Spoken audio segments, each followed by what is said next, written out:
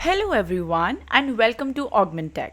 I am Sagrika, and today I am here to answer a very commonly asked question by all the interior designers or the poor people who have just started off working as interior designers. And the question is right on your screen: how much should I charge as an interior designer? Let me tell you, it's a very tricky question and it does not have one simple answer. But I'm still going to help you understand how you can actually decide on what should be the charges, what should be the fee, based on these four principles that I followed as I began my own journey, right? So, to start with, number one, you should always understand and calculate the cost of your living expenses per day. Now, how would you understand that? See, as human beings, we have some basic requirements. You might be paying rent. You might be, working with somebody where you are paying for electricity. You are paying for a lot of expenses. So you should write them down and understand how much money do you actually require every day for the living situation that you are in right now. Right now, you have to also figure out the number of days that you will take to finish any given project. So let's consider that you have a project where you are going to design a small cafe. Now you figure out that you can do this in 2 days, right? So now, as per the expense that you have calculated, right? So let's say the expense per day that you have calculated is 5,000 rupees. Now, if you want to charge for 2 days, that would come about 10,000 rupees. Now you have to figure out that this is the actual cost that you are going to be spending on working on this certain project. Plus, now you have to charge for your creativity, right?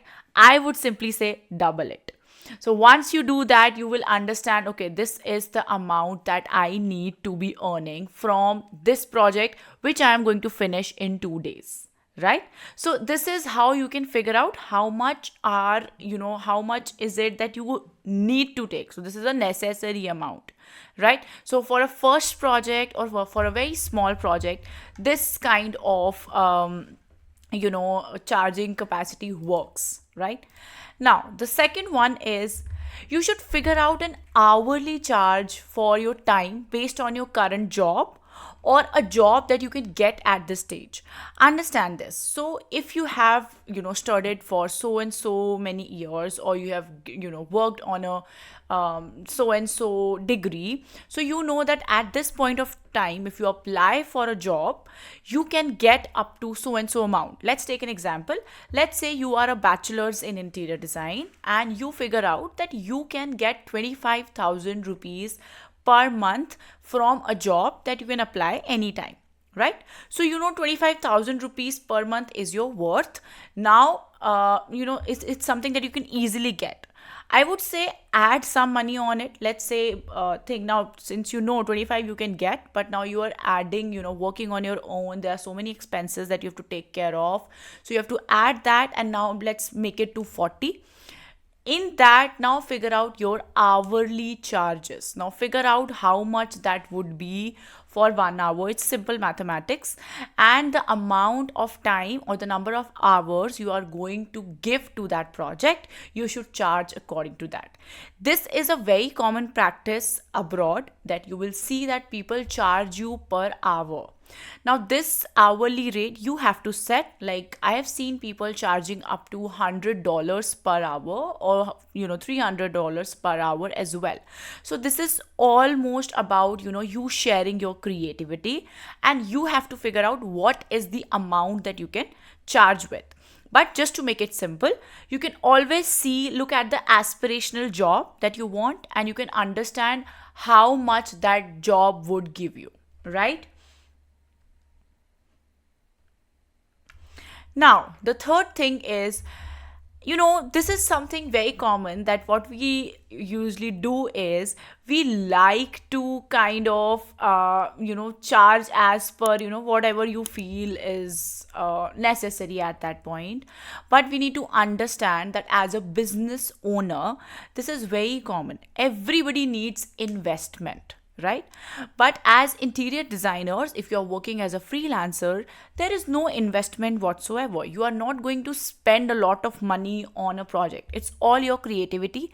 You already have all the tools, like you might have a laptop, or you have other things like you can sketch, you can create presentations. There's a lot that you can do, so you're charging for your time.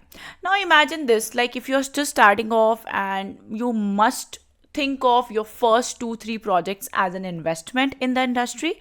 Why am I saying this? Because even if you charge the bare minimum, even if you charge from the first method where you're charging just the amount that you're spending on yourself per day, that is sufficient. Why? Because that is going to take you through the day, and secondly, it is going to give you a chance to be present in the market. So once you have done 1 or 2 projects, you have things to show for. Now you can show the next or the upcoming clients that this is something that you have done before, and that will help you gain more work. But there's a trap in this. Sometimes we do not understand when to stop. So I would say for the first 2 projects, you can think like this, but after that, you need to start upping your charges, and you need to start thinking that you've already done some practical work, and if you have done a good job, you are set to get new projects, right? You just need to market them right, you just need to bring them forward right.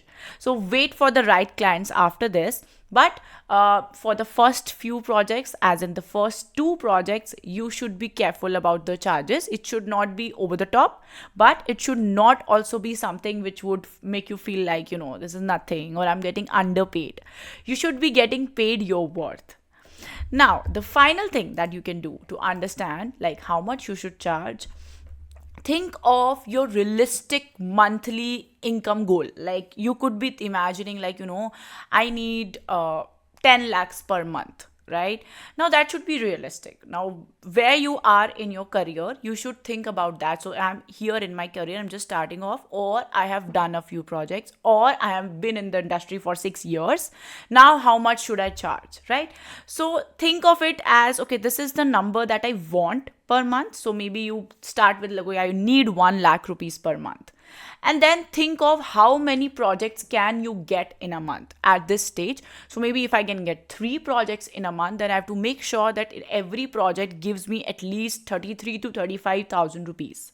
So that would be my ideal charges that I can get. Right now, see, all of this sounds tricky. It sounds like, very simple methods, but this is just to make it easier for you, because I get it. Like when you're starting off and we have just started working, it becomes very daunting to charge people the amount of money you want to. So to make it easier, these 4 things can help you realize that, you are not getting underpaid and you're getting paid your worth at that point.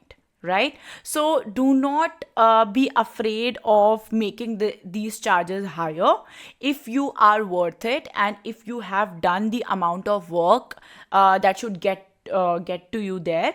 So you will get those clients eventually. So it just takes some time for people to understand, right? So I hope you enjoyed the video. I hope you learned something out of it. Thank you, and subscribe to Augmintech.